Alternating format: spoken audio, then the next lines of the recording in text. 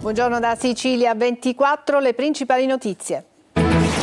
Sì, sono stato io, ha confessato il delitto e trascorso la prima notte in carcere. Gaetano Maranzano, il 28enne fermato per l'omicidio di Paolo Taormina, il 21enne gestore di un pub ucciso con un colpo di pistola. Indagini sul movente. No alla violenza, città sotto shock, c'è chi chiede l'esercito, stasera marcia silenziosa. Anche a Vittoria, nel Ragusano e allarme sicurezza, il sindaco scrive al ministro Piantedosi per chiedere un piano straordinario dopo le continue violenze e il rapimento lampo del 17enne. Catania, giravano su un'auto rubata con dentro altra refurtiva, 2 ventenni arrestati alla polizia dopo un inseguimento nella notte. A Catania per le giornate fai d'autunno, tappa al Boschetto e la Playa per la visita alle stalle della Polizia di Stato. Calcio, il Catania vince con pieno merito a Giuliano e rilancia la sua candidatura per il vertice del campionato. L'attaccante Francesco Forte, l'importante è avere fiducia nel gruppo. E dopo 4 partite torna alla vittoria il Trapani per il Siracusa, lo scontro salvezza del De Simone va ai campani, azzurri battuti e contestati dal pubblico, Turati sempre più a rischio.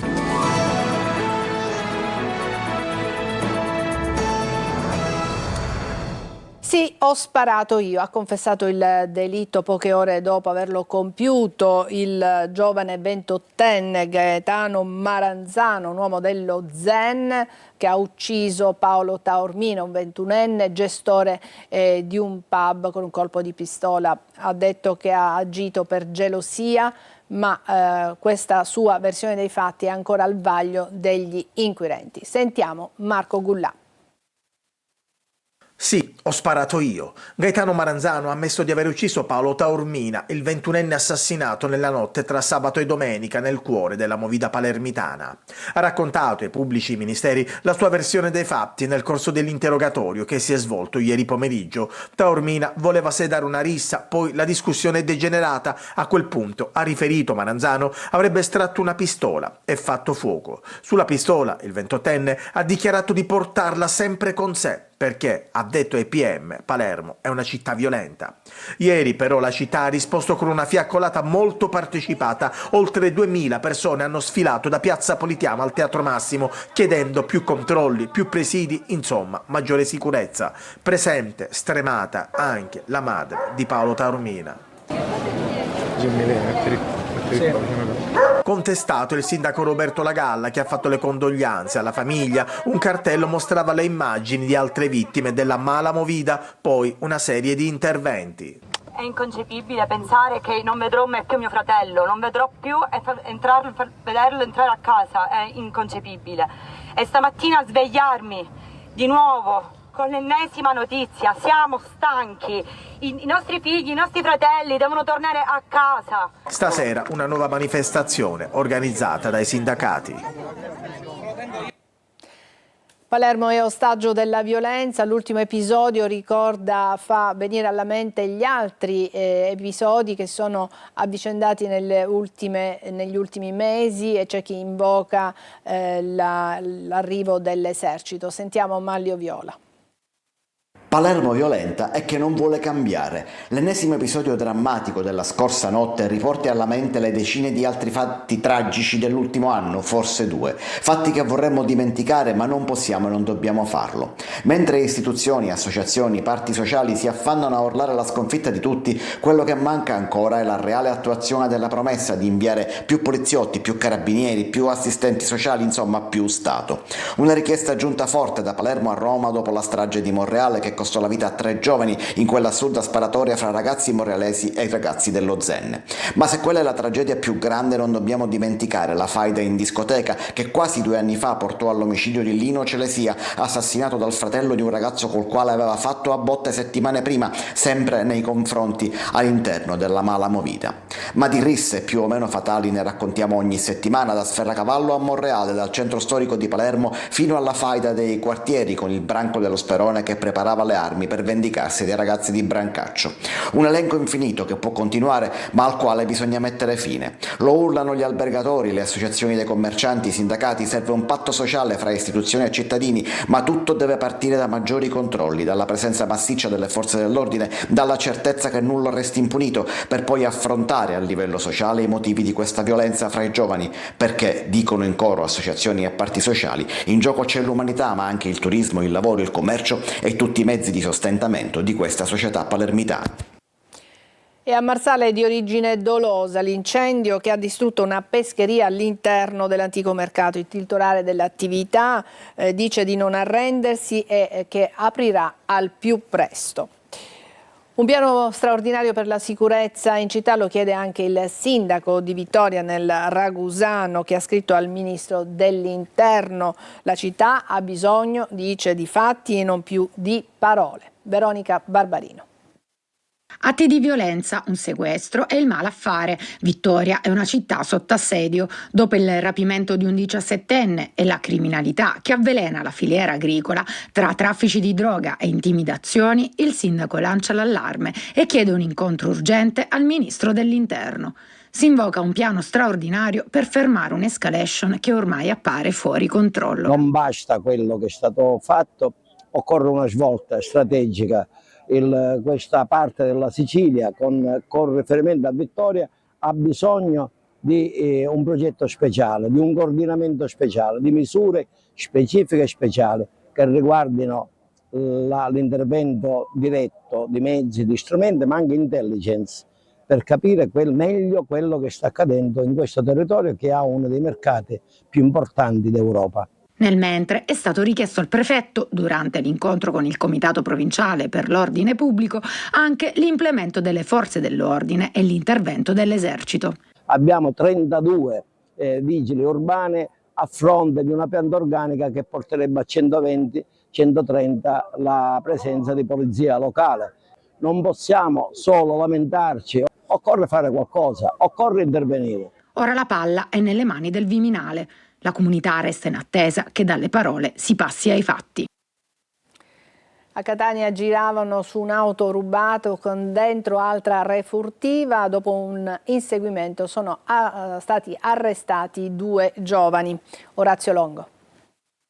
Un lungo inseguimento per le vie del centro, poi il bloccaggio e l'arresto. Gli agenti della Polizia di Stato hanno sorpreso un 25enne di Sassuolo e un 28enne di Foggia, residenti entrambi a Siracusa, a bordo di un'auto rubata a Catania, in viale Raffaello Sanzio. Quando si sono accorti della macchina della polizia, i 2 malviventi hanno accelerato bruscamente nel tentativo di darsi alla fuga. I poliziotti durante l'inseguimento hanno intimato più volte l'ALT, ma i 2 hanno continuato a sfrecciare a tutta velocità, mettendo in pericolo pedoni e altri automobilisti, passando col rosso ai semafori di via Vincenzo Giuffrida e dirigendosi verso la circonvallazione. Intervenuti anche gli equipaggi dell'Ufficio Prevenzione Generale e Soccorso Pubblico della Questura, è stata effettuata una manovra di restringimento della carreggiata, di modo da obbligare i 2 ladri d'auto a fermarsi. Il 25enne ha tentato la fuga a piedi, colpendo con calci e pugni gli agenti che lo hanno catturato. Il 28enne invece è stato subito fermato dai poliziotti.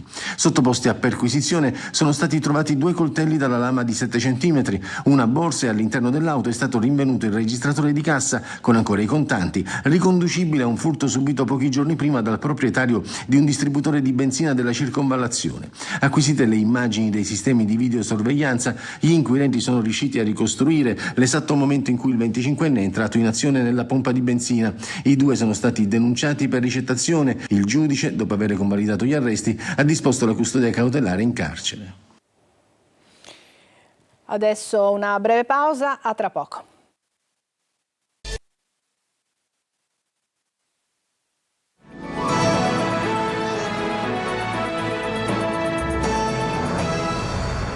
Eccoci, adesso una notizia di servizio a Catania. Oggi sarà sospesa l'erogazione dell'acqua in buona parte della città, ma anche nei comuni limitrofi di Tremestieri, Etneo e Gravina, per lavori di manutenzione straordinaria. L'erogazione sarà progressivamente riattivata in serata, ma tornerà alla normalità la sera di martedì e la mattina di mercoledì, quindi domani e dopodomani.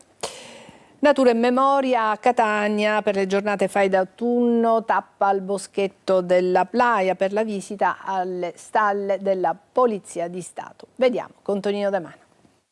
La ferratura dei cavalli è un momento molto particolare a cui assistono in questo momento, in questa giornata del Fai d'autunno, i nostri visitatori. C'è arte ed arte, c'è quella nei palazzi storici, ma c'è anche l'arte della ferratura dei cavalli, con l'applicazione di un ferro sotto lo zoccolo dell'animale per proteggerlo e prevenire l'usura.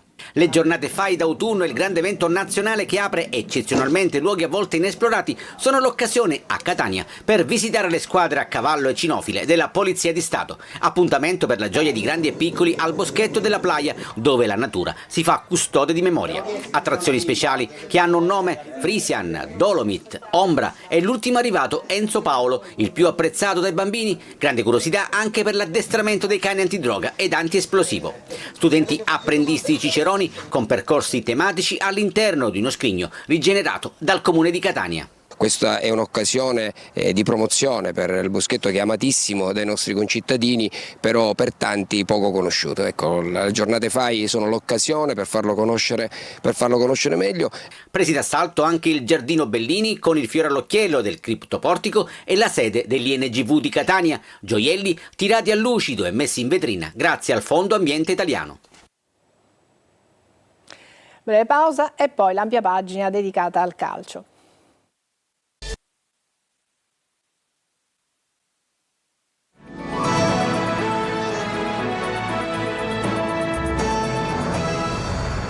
Eccoci al calcio, il Catania ha vinto a pieno merito a Giugliano e rilancia così la sua candidatura al vertice del campionato. Domenica prossima arriverà al Massimino la Salernitana. Sentiamo il nostro inviato Marco Carli.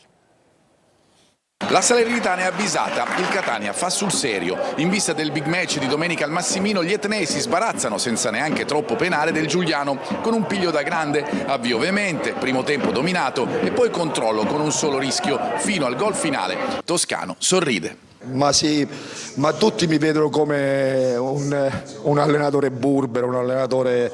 I ragazzi invece lo sanno. Ultimamente gli ho detto divertitevi a giocare, divertitevi, fate quello che fate in allenamento, perché però vincendo poi ti diverti di più.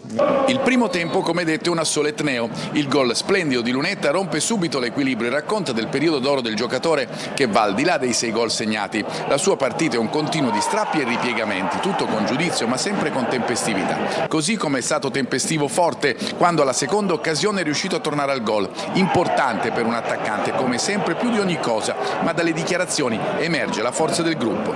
Ce lo siamo detti prima della partita, è importante trovare l'alchimia, è importante avere fiducia non nel singolo ma nella squadra, nel reparto, cioè essere un reparto forte. Se non fosse per Cicerelli che si è fermato sarebbe stato tutto perfetto, compreso il ritorno al gol di Jimenez dopo il palo di stoppa. E ora il periodo dei big match, prima Salernitana e poi Benevento. Non saranno determinanti le partite, sarà determinante come uscirai da queste 2 partite a prescindere dal risultato, la percezione che darai al campionato da queste 2 partite, quello mi interessa di più. E dopo 4 partite è tornato alla vittoria il Trapani. Sentiamo Franco Cammarasana. Dopo 4 giornate ritrova il sapore della vittoria il Trapani, che viola il terreno di gioco del Simonetta Lamberti, dove non vinceva da 25 anni. Successo meritato quello dei Granata, per lunghi tratti padroni del centrocampo. Partita decisa però da un calcio di rigore concesso al 75esimo per un fallo in aria su Pietro Ciotti e trasformato con freddezza da Fischnaller. Nel primo tempo il Trapani ha rischiato al 15esimo, ma Sorrentino manca clamorosamente il gol su una corta respinta di Galeotti.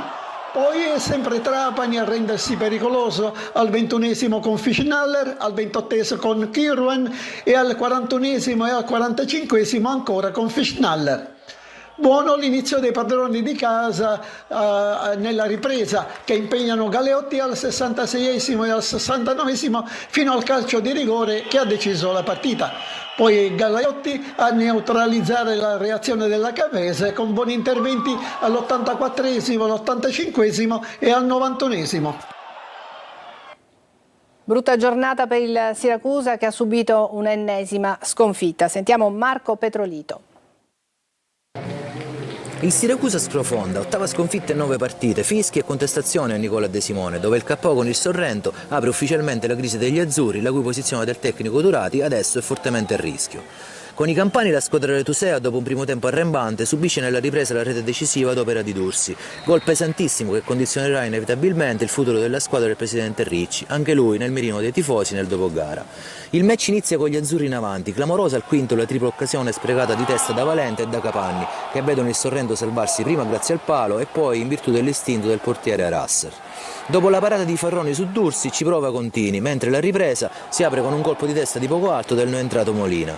Dopo un paio di avvisaglie però ecco servita la doccia fredda. Durso al 69esimo approfitta di un filtrante di Solcia, parte tutto solo palla al piede e fulmina l'incolpevole Farroni. Leoni, che con la forza della disperazione provano a reagire con Frisenna, ma si espongono alle ripartenze avversarie e non riescono più ad incidere davanti. Adesso si attendono possibili valutazioni societarie in un contesto certamente non facile e con una classifica che vede il Siracusa sempre più ultimo a quota 3 punti. Ci fermiamo qui, è tutto per questa edizione di Sicilia 24. Grazie per averci seguito, prossimo appuntamento alle 14. Buona giornata.